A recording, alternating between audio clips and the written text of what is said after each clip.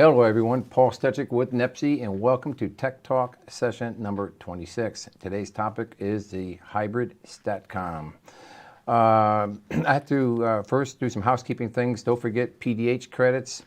Contact Matt or myself at the end of this presentation and we can get you the contact hours certificate to you. I also wanted to talk about last week we had a discussion about NEPSI's solutions in the renewables industry. And part of that presentation was a discussion about switching devices, the choice for switching devices. Remember we had Southern States cap switchers and VD4, VD4CS, the HD4, the RO switcher.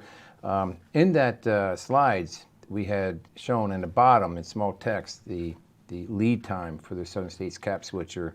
We had shown it to be 25 to 30 weeks. We were contacted recently and we were told that the lead time is actually 8 to 10 weeks. So we want to make sure it's clear that it's an 8 to 10 week lead time on that. So today's topic is hybrid STATCOMs. On session 16 we had Naren Reddy with us of American Superconductor, AMSC, and in that presentation we discussed static synchronous compensators or STATCOMs. And Naren touched upon what a hybrid STATCOM is. But today we have Tim Freiberg with us, and Tim is going to review in more depth what the hybrid STATCOM is and what advantages it can provide to us. So, hey Tim, welcome to Tech Talk session 26, and thank you for coming on. Hi Paul, glad to be here. Okay, great. So Tim, maybe just introduce yourself, what you do at American Superconductor, and then we can maybe hop into a slideshow with you. Sure. So my name is Tim Freiberg. I am a planning and applications engineer at AMSC. So my group runs all of our studies to size STATCOMs and verify performance after installation. So we do all of the simulations and all of the development of our STATCOM models. Okay, great.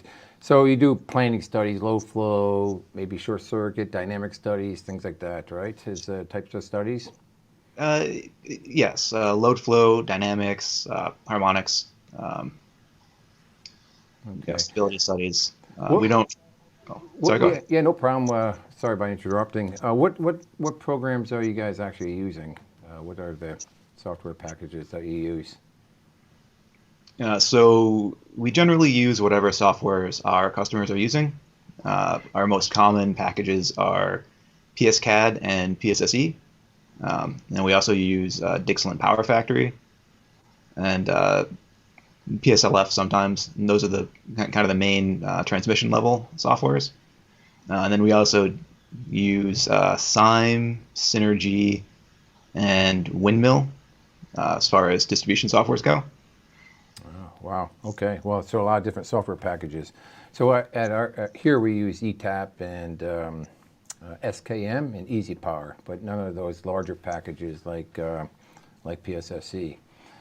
So today we're talking about the hybrid STATCOM, and it's interesting because NEPSI and AMSC has worked together for many years, where we would supply the capacitor banks or filter banks to AMSC, and AMSC would integrate the capacitor banks with their STATCOM system to produce this hybrid STATCOM system. So now, for those who have not heard, NEPSI is part of AMSC. So we are able to better integrate our solutions with the AMSC STATCOMs. So Tim, maybe you can share a little bit about hybrid STATCOMs, and as you present, I may just step in once in a while and interrupt and ask some questions if you don't mind. That's perfectly all right. I always prefer questions. Great, thank you. As Paul said, this is intended to be an overview of how and why we integrate switched capacitors and reactors with our STATCOM systems. And so, just a quick background. If you're interested in more of this kind of information, then going back to the Tech Talk 16, I believe it was, with Narend. That's correct. Better overview of what STATCOMs are in general. But just a quick introduction here if you've never heard of them before. STATCOMs, or static compensators, or static synchronous compensators, are power electronic devices that provide reactive current for the power system, and generally for the purpose of controlling the voltage or the power factor. And throughout this presentation, the sign convention we're going to use is positive VARs are capacitive, or the STATCOM is injecting reactive power into the system, and negative VARs are inductive. And STATCOMs, just by their nature, provide both inductive and capacitive VARs at an equal rating. So this is just a very, very generic example of STATCOM topology. There are a number of different ways to design a STATCOM, but all of them fundamentally come back to this kind of representation. So on the left, there's going to be a voltage source. Most commonly, this is a DC bus using DC capacitors. And then we have the power electronics. Typically, these are IGBTs. There's multiple ways to design this part. You can have 2-level, 3-level, multi-level. There's a wide variety. And then you'll have some sort of a step up. Generally, by their nature, the power electronics themselves are low voltage. There are some ways to design the inverter step layers to achieve higher direct connect voltages, but generally all applications are going to require some sort of a transformer here to step up the voltage. And then somewhere in here, there's usually going to be a harmonic filter of some kind. As I said, there's a number of ways to design these, but basically they all come back to this concept here. So with it being a power electronic device, IGBTs, I think it's fair to note that you get granular control. You can move up and down in VARs. You're not stuck at a step value that you are with a metal close capacitor bank or harmonic filter bank, where we might have steps of 2 or 3 or 4 megavars. This STATCOM system, because it's electronic in nature, power electronics are being used. It can provide a granular level of control, both inductive and capacitive, and then also it can do it relatively fast in comparison to a cap bank, right? Yes, relatively fast is probably an understatement. Generally, responses will begin in less than a cycle, and normally we can, if we need to, we can reach full output, within a couple of cycles. At least full current from the inverters themselves. So that's pretty significant when you think about a static system for power factor correction or harmonic mitigation. Typically, we're using a response time for sensing of 1 minute. We would sense a power factor change, and then we would look to make a change in the system to turn stages on or turn stages off, and we're looking for a step response of about 1 minute. We can go faster, and we'll talk about that in a little while. We can go faster, but we are still limited by the speed of the breaker or the switching device, which is going to be at least 3 to 5 cycles, plus whatever sensing time we have to make that decision. So that's interesting. The speed of response is a significant difference, and that granularity in the step size is also a major difference. Mm-hmm. And that speed of response is very often one of the driving factors for using a STATCOM instead of some other reactive compensation solution. And so just to continue, some quick background on the STATCOM that AMSC produces, which we call the D-VAR STATCOM. Our system is highly modular, so we manufacture in 4 megavar increments. So in the picture on the bottom here, each one of these gray boxes is a 4 megavar STATCOM. and then we connect those. We group as many STATCOM modules together as necessary, step them up to the system voltage, and we can make essentially any size STATCOM we need. So there it looks like 24 megabars maybe. There's 1, 2, 3, 4, 6. So 24 MVAR plus 24 and minus 24 MVAR, both capacitive and inductive. So it's a significant amount of reactive power right there. Yes, and I think this system, there might actually be a mirror image of this on the other side of this road here. So it's actually twice the size. Okay, so 48 megabars. Yes. Yes, and then a typical feature of STATCOMs is some amount of overload capability. Essentially, they can provide a little bit more current than their rating for a short time. In our case, with the D-VAR STATCOM, we've managed to push this to providing 3 times the rated current for a brief period. And so that can be very useful for responding to faults on the system. And then the topic of this presentation, we very often combine our STATCOM systems with switched capacitors and reactors to create a hybrid STATCOM. And so this provides a flexible and inexpensive way to expand the continuous rating of the system. So in that case, 3 times 48 megavars would get you to 144 megavars for that overload period. That's a really significant amount of megavars. So that can do a lot. The megavars can move that voltage around quite a bit during that fault period. Correct. Well, it's current. It worked out to be the same thing in the end, but we try to specify that it provides extra current, just because the actual megavar you'd see depends on the voltage. And so generally, the times that we're injecting, the 3 times the current rating is going to be when the voltage is low. So you won't see that many megavar. So that's interesting. So it's injecting rated current, but at a low voltage. So it's radical 3 E times I, right? Is basically the MVA of the injection, but because E is dropped off, you're dropping off in your megavar injection at low voltage. So you actually go by current rating rather than by voltage rating. So that's interesting.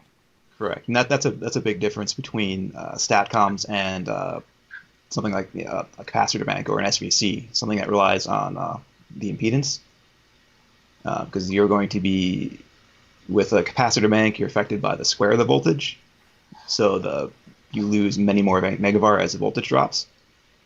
STATCOMs provide current, and so it's a linear drop off with voltage rather than the square. So a 80% voltage would represent a 64% megavar output. I mean, or 90% voltage would be 81% megavar output for a cap bank. So it is a big difference. Mm-hmm. Yeah, interesting. Yeah, and when you're dealing with very low voltages, the difference can make a very large impact. And I believe there was a slide from session 16 that illustrated some of this, comparing a STATCOM to an SVC. So if you're more interested in that, you can go back to the previous Tech Talk. And so another way that we increase the regulation capabilities of a system, at least for renewables installation, is that we can interface with with a wind farm controller or a PV plant controller, and essentially turn the entire plant into a single controlled reactive power source. And this is, again, something we do very frequently. Almost all of our renewables projects have an interface like this.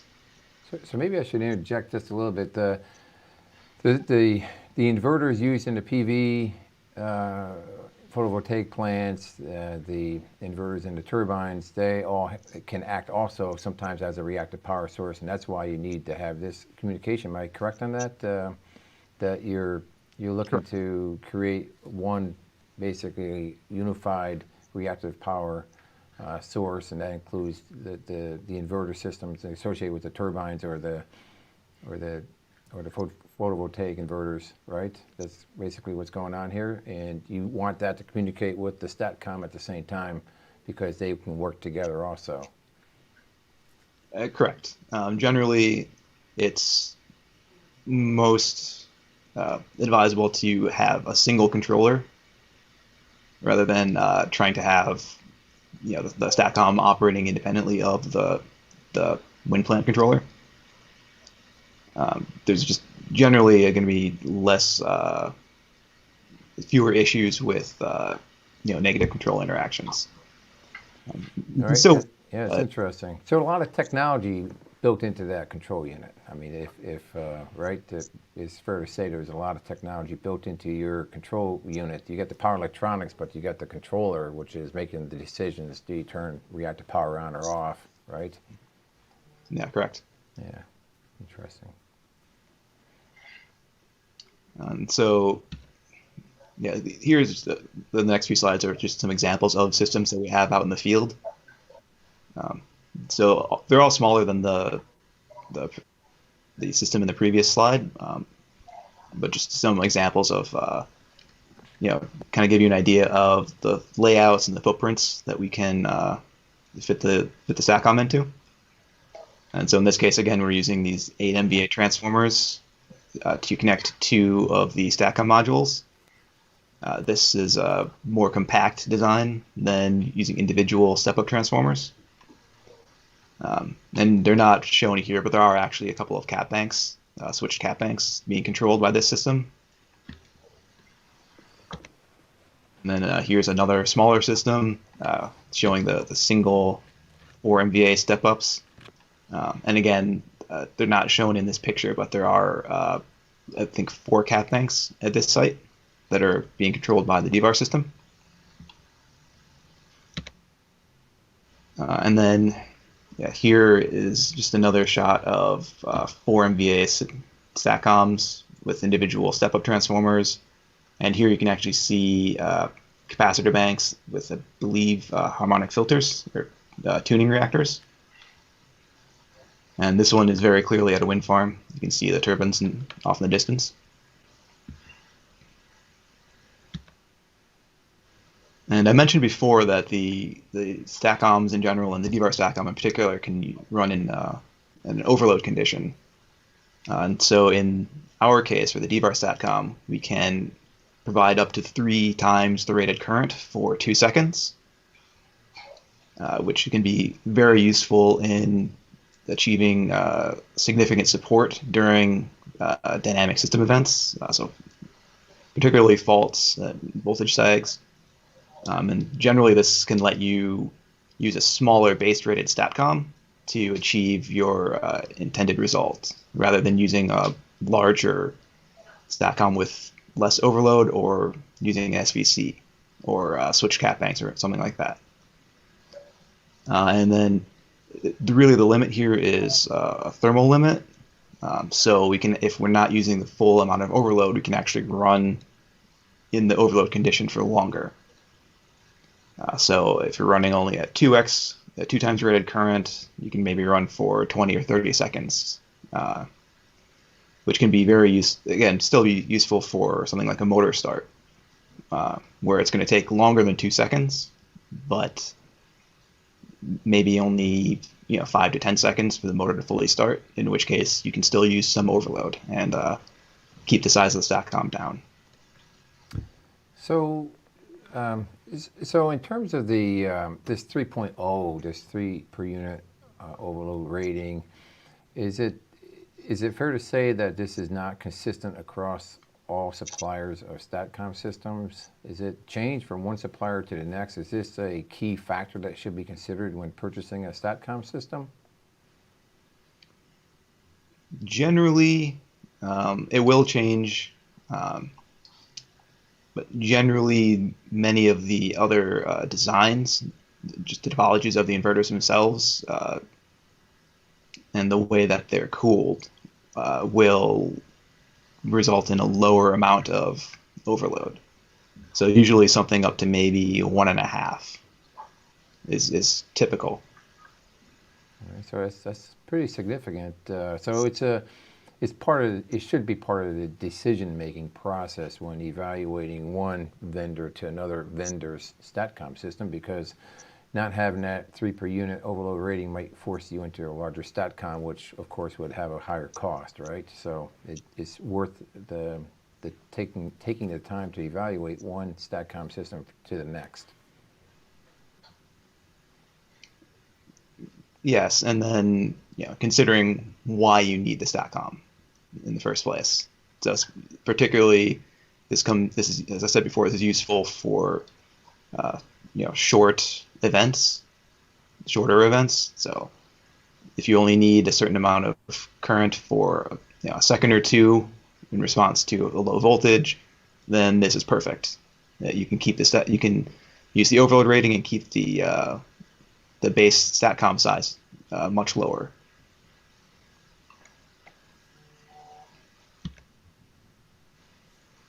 And so, as Paul has hinted at, there's many different aspects that go into choosing reactive compensation. Generally, the cost and specifically what you need the compensation for will determine which type of reactive compensation you use. Is it going to be capacitor banks, filter banks, STATCOMs, SVCs, synchronous condensers? They all do some of the same things, but they all do them differently.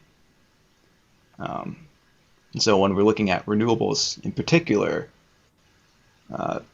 the driver for the use of a STATCOM is going to come from the grid code, the most common driver. Otherwise, sometimes you can run into a requirement come out of a system impact study, but those are conducted on a site-by-site basis, so you can never count on that. But grid code requirements are universal in regions that enforce them, and so you can always tell if you're going to need a STATCOM or not. And just some background on grid codes. These are requirements imposed by either utilities or system operators, generally going to define how much reactive power the wind farm or the renewable site needs to provide at its connection point to the transmission system. So this is almost always going to be on either the HV side of the step-up transformer, or it could be several miles away where the wind farm connects back to the transmission system. But they're generally going to define some sort of reactive power capability at this point, which could be either an actual power factor or megavar as a percentage of the rated megawatt output. And then there's going to be some control method, some regulation that's required. Usually this is going to be voltage regulation using droop type control. But some grid codes and some utilities require alternate controls to be available, such as power factor or just operating at a reactive power set point. And then, in addition, and this part varies widely between different utilities in different countries and system operators, but there's often some kind of response time requirement for behavior during a fault that has to be met. There's almost always some sort of harmonic limits that the wind farm has to comply with. And so when you look at all the various requirements of each particular grid code, you'll find that you will very often need some additional reactive compensation, and very often this can be a STATCOM.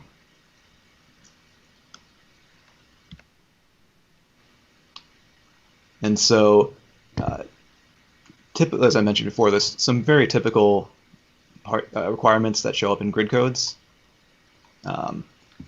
So very, very almost universally, the grid code will define an amount of reactive power that has to be provided at the interconnection point. And so in this case, this particular grid code provided kind of a three-dimensional or a three-axis plot here. And so here they want reactive power equal to 33% of the rated real power. Essentially, if you're at full output, that's 0.95 power factor. But you have to be able to deliver that exact amount of megavar for a range of real power generation and also a range of voltage at the connection point. So it's a little bit different than operating in power factor control. This particular grid code requires several different control modes to be available, but for all of them, they have a response time where you need to meet 90% of your change in reactive power within 3 seconds, and then settle within 5 seconds. And so that actually does play into the sizing of the reactive compensation and how much of it needs to be a STATCOM. And so in this example, again, we've got in black here, we have the reactive power requirement. So megawatt generation is on the y-axis, and reactive power is on the x-axis. And so this is the result of a series of load flow analysis with assuming that the tap changers at the wind farm are operating, and so they're holding the the medium voltage bus right around 1 per unit voltage. And so this is looking at the reactive power being delivered to the POI. And so in this case, the only things considered here are the wind turbines themselves and their reactive capability, and there's a harmonic filter as well.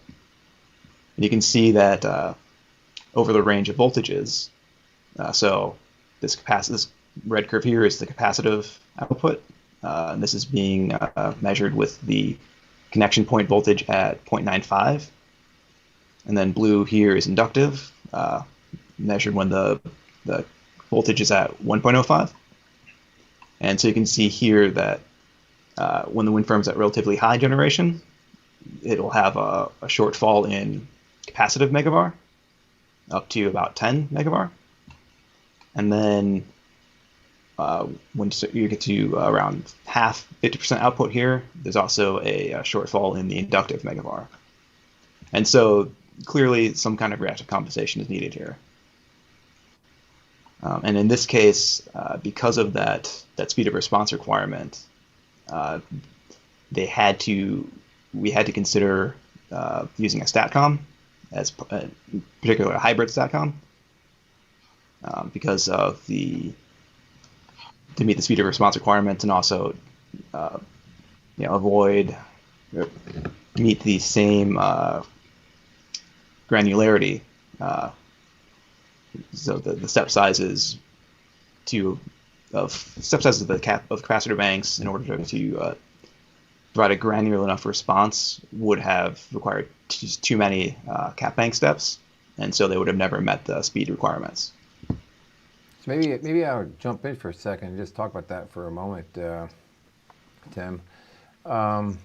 So every time you add a stage to a capacitor bank, you're adding a switching device. And so to take a capacitor bank and to split it into many small stages comes at a very high cost. And so this is a key thing to remember about switching multi-stage capacitor banks. And when you have to start to break it down into small steps, you're adding potentially transient interrush reactors for each stage, or you're adding a transient-free switching device, which might cost on the order of $50,000 per switch. So to take that same megavars and split it up into multiple stages is to add a lot of cost to the project. So so just to put some background to your statement about cost and what it takes to actually take a capacitor bank and break it up into small pieces. Yeah, and thanks for that, Paul. And so in this case, what we ended up going with was actually a total of 18 megavar of reactive compensation. So 2 5 megavar cap banks and 1 8 megavar STATCOM. And as I said on the previous slide, the shortfall was only 10 megavar. So if you ask why did we provide almost twice as much reactive compensation as what it might have seemed was necessary, is again, it's that speed of response requirement. So in this case, the test that we had to run was stepping the entire wind farm from 0 megavar to the maximum capacitive and the maximum inductive set point, the reactive power set points at the POI. And so when you do that, when you make a large reactive power swing like that, you're going to significantly increase or decrease the voltage inside the wind farm.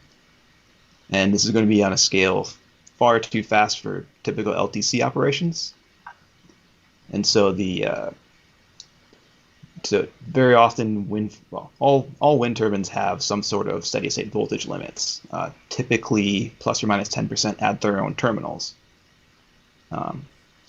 And many of them, in addition, will have to curtail their reactive power output, usually curtailing capacitive output if the voltage is getting to be too high, or curtailing their inductive output if the voltage is too low.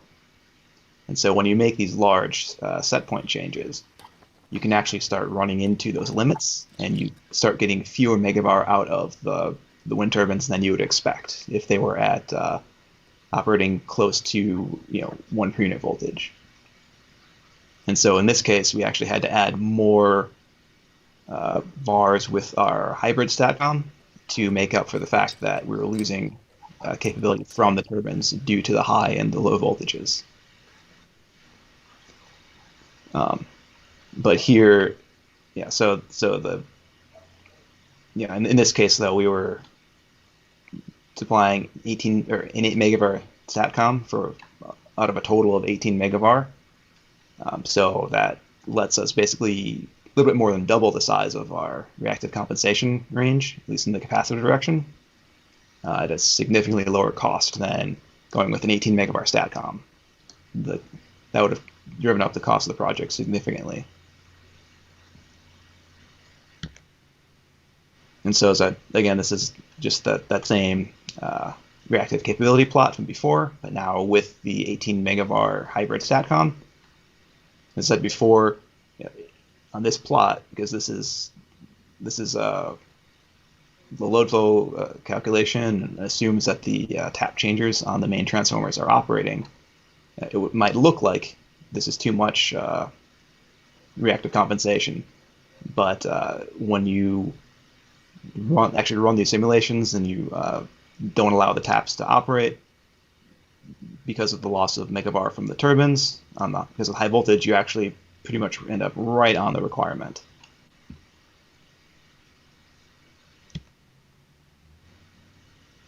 And so moving on to the hybrid STATCOMs in general here, and our implementation of them, our controller can control up to 12 stages of switched shunts, so switched reactors or capacitors. And with NEPSI, we can provide those as as metal enclosed solutions and fully integrated. And so more or less, Paul's probably going to correct me on this, but more or less, plug and play. It is plug and play. I always say all switching, all protection, all control. Just drop it down on the pad. It's a rectangle in a substation. Yeah, and then with those capacitors, we can also install fast discharge schemes. So if you need to have those capacitors ready for another switch in relatively quickly, then we can provide that. And when we're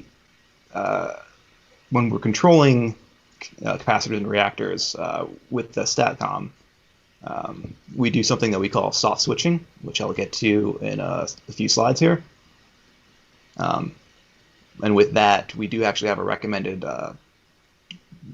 rating for each step of capacitor or reactor, which again I'll get to in a moment here. But this is just kind of the typical scope of a hybrid STATCOM, at least from our perspective. So we would generally provide our controller, which we call an MCE, or Master Control Enclosure, our STATCOM modules themselves and their step-up transformers, and then the capacitor banks and reactors and their switches and the disconnects as well.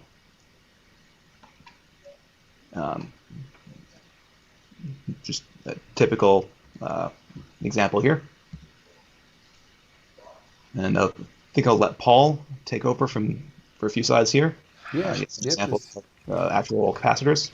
Yeah, so this is just an example of a metal closed system that we just recently supplied, and I think we talked about maybe last week in a renewables presentation. But this is a four-stage metal closed capacitor bank. It consisted of one stage 12 VAR 4.7 tune C high pass filter that was part of this assembly to prevent resonance and to dampen resonance within the system. Remember, whenever you add capacitor banks to the system, you get resonance, and that's a concern. So in this case, the customer opted to eliminate that concern by putting a C high pass filter on stage one. And then there's three additional stages to make up for 3 by 12 MVAR for a total of 36 MVAR. So this bank in total is 48 megavars, because that filter does put out megavars. And it also contained a oil insulated shunt reactor that was rated 5 megavars.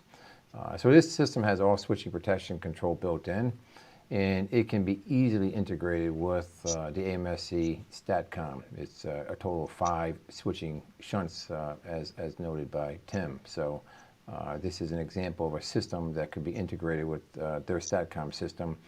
And in fact, in the future we'll be offering this system with an additional breaker or 2 breakers that will then be the feeder breaker to the STATCOM system. So it's going to be even more plug-and-play systems as we move forward into the future.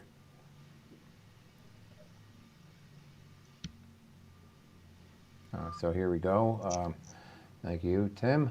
So this is that one-line diagram. You can kind of see the red dashed lines coming in represents the customer's power cables.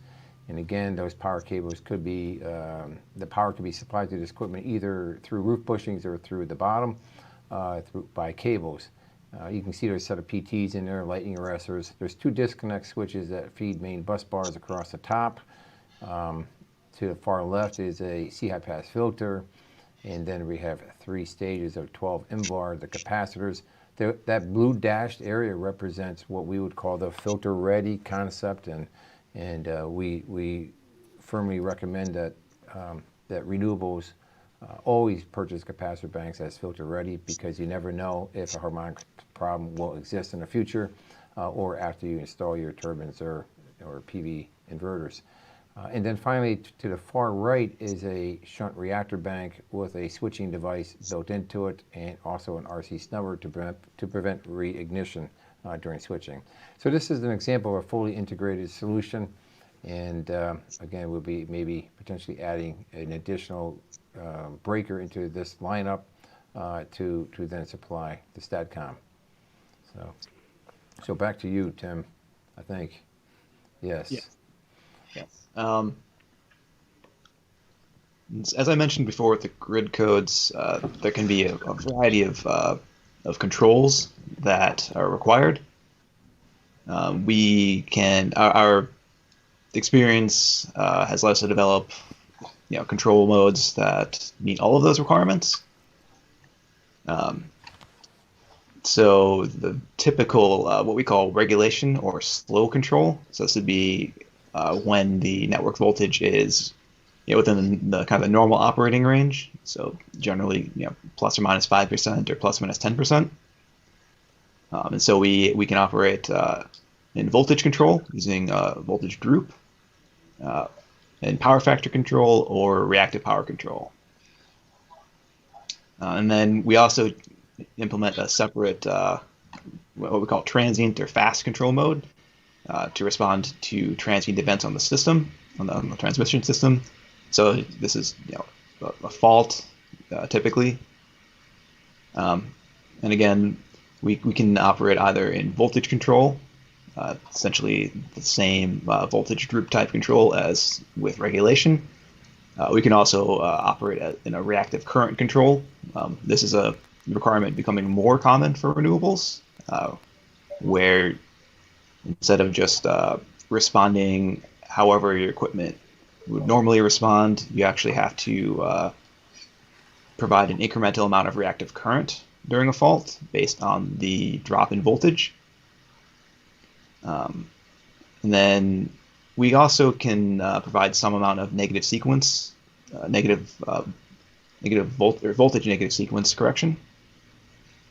And then, in addition to all this, we have our interfaces with external controls. So we can connect to wind park controllers or power plant controllers and either send reactive power references to them or receive a reactive power reference. And then we also can control switched shunts. So just to go over what's probably the most common control is control mode that we use is voltage droop control.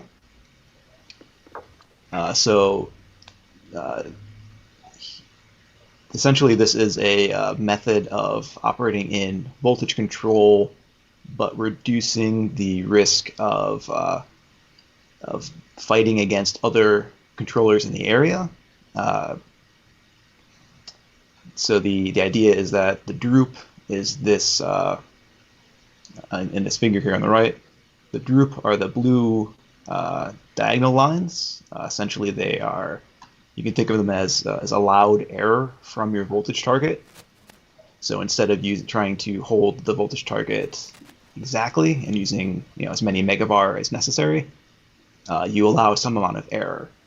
And that error is expressed as the droop, which is usually, it really is a percentage voltage deviation that you're allowed to be from your target. So if you say you're operating at a 2% droop, that means that you won't actually be at your full reactive output until the voltage is 2% off from your target.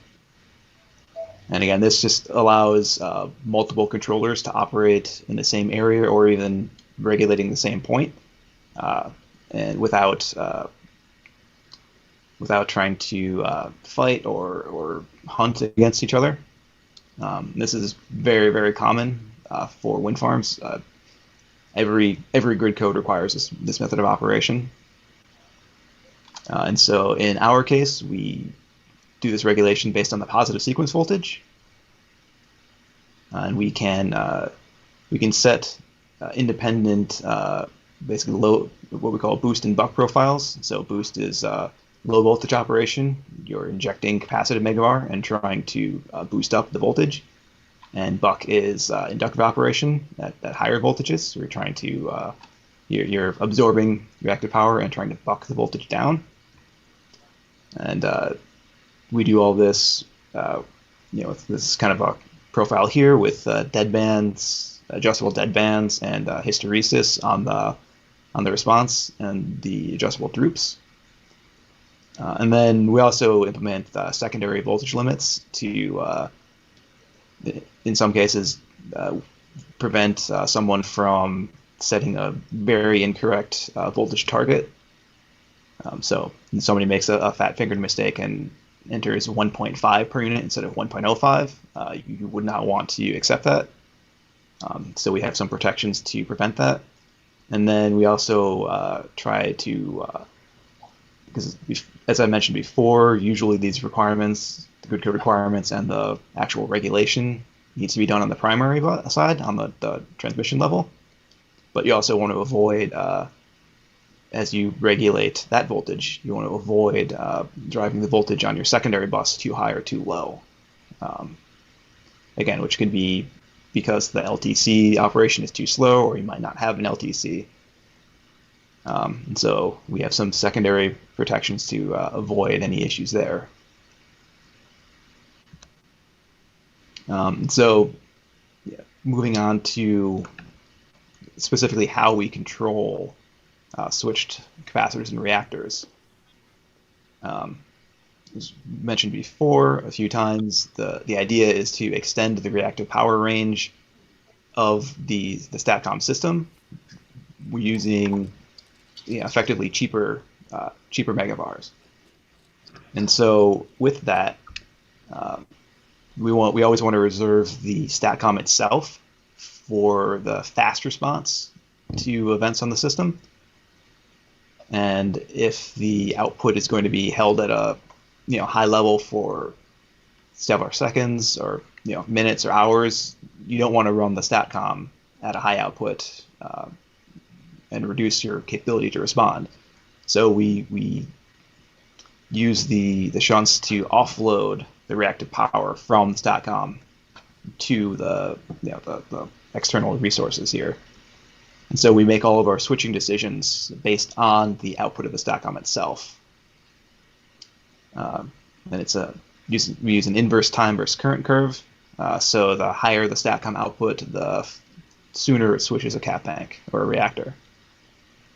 And generally we switch in and out round robin. So we try to equalize the use of the shunts so we don't wear out one switch faster. We never allow a capacitor and a reactor to be switched in at the same time. We will always switch out one or the other, just to avoid any VAR circulation there. And then we also respect the discharge times on the capacitors. So the typical 5-minute discharge, or if you're using a fast discharge reactor, then 5 seconds, 10 seconds, whatever that is set to. And here's just an example of our switching timers. So here on the left, we have the top curve is for if the STATCOM is injecting capacitive megavar. And so this is the switching thresholds and times associated with either bringing a cap bank in or removing a reactor. And then we have identical or mirror image curve for inductive operation, for removing cap banks or adding reactors. And so I mentioned something called soft switching before. The idea there is that when we switch a cap bank in, so say that we're sitting at I4 here, which is our deadband for capacitive switching. When we switch in the cap bank, we would actually want to swing the STATCOM megavar an equal amount in the inductive direction. And so you would see, at the moment of switching, you would see no net change in reactive power or in voltage. And so that's what we call soft switching. And that also kind of drives our recommended ratings for shunts, for step sizes, because we need to make sure that when we switch, we don't move from, say, switching in capacitor, we don't immediately jump to the region where we're removing the capacitor right away. And so down here on the right, we just have some typical STATCOM, smaller STATCOM ratings, and our recommended step sizes for capacitors and reactors, and then the absolute maximum, where the absolute maximum size essentially means that you're running the STATCOM at full output, and you're soft switching that entire amount.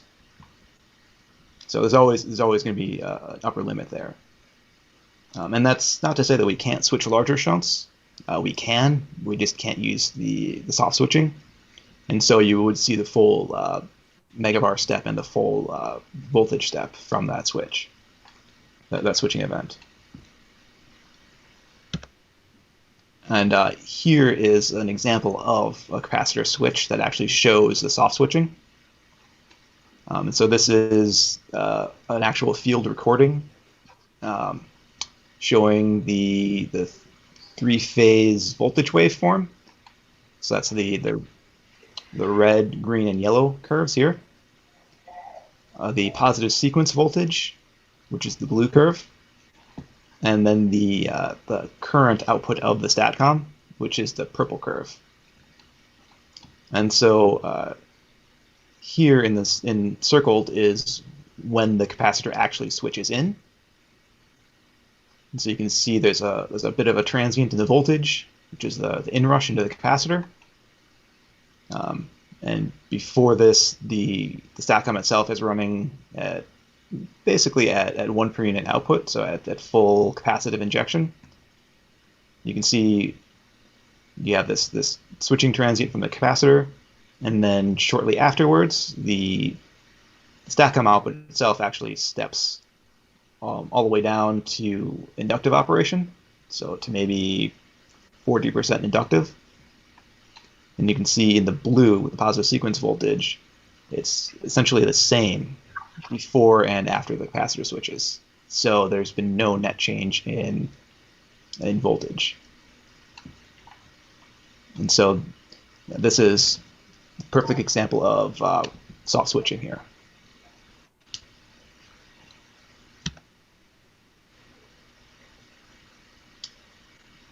Right, and I think I can turn this over to Paul again.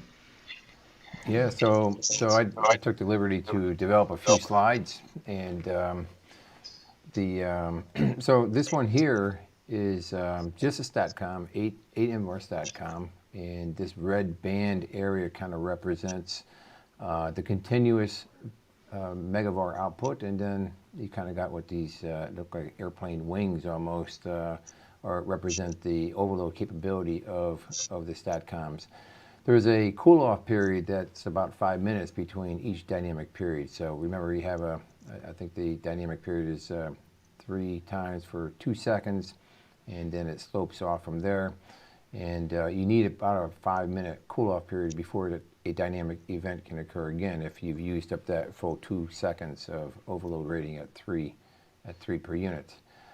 So if we go on to the next slide, what you can see is that if we had a 2-stage capacitor bank, essentially we're inserting this blue band into the equation, into this graph, and we're boosting the kVAR capability or the range of this STATCOM, this hybrid STATCOM system.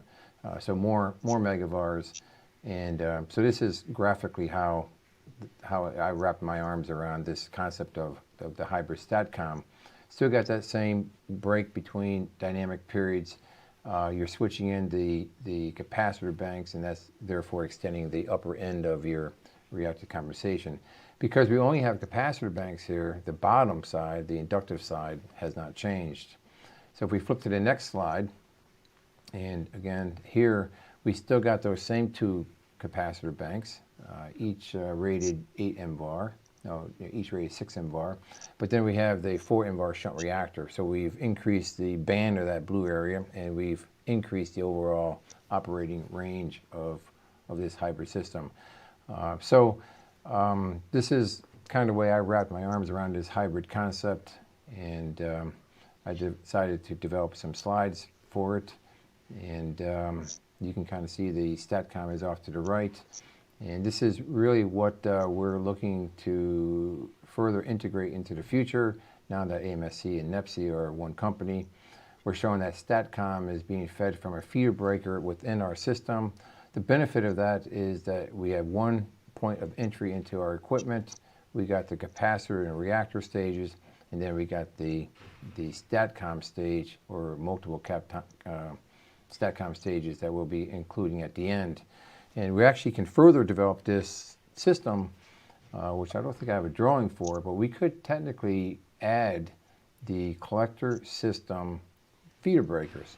So it would be a fully integrated package. So maybe you flip to the next slide. I forget if I developed a slide for that or not. I did not.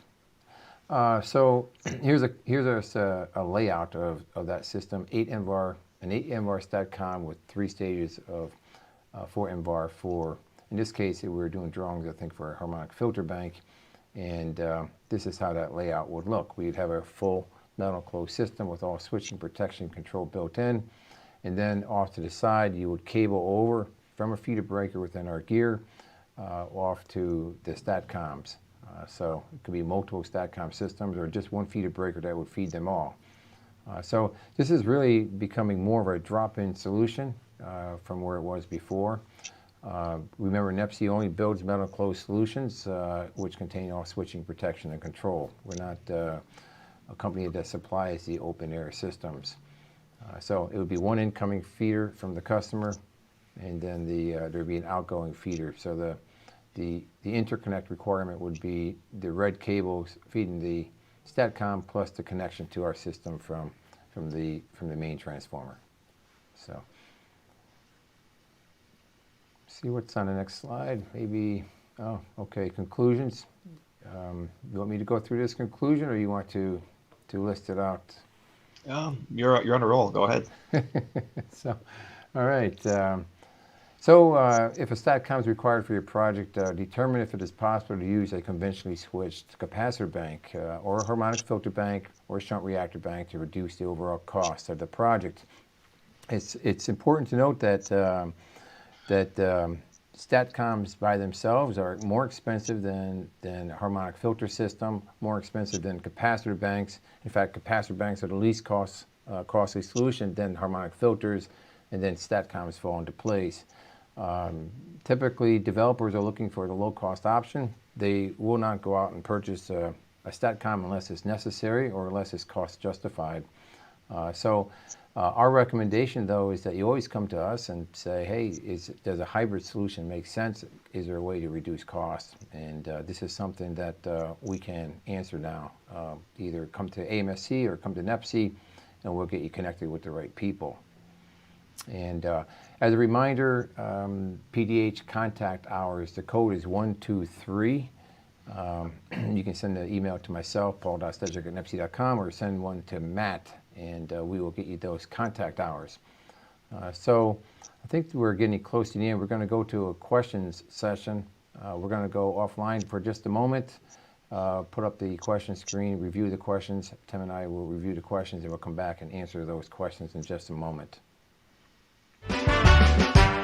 Okay, so what I was saying is there's got to be some questions here, and I was thanking Tim for coming online. It was great to have him here to participate in this tech talk, for us to talk about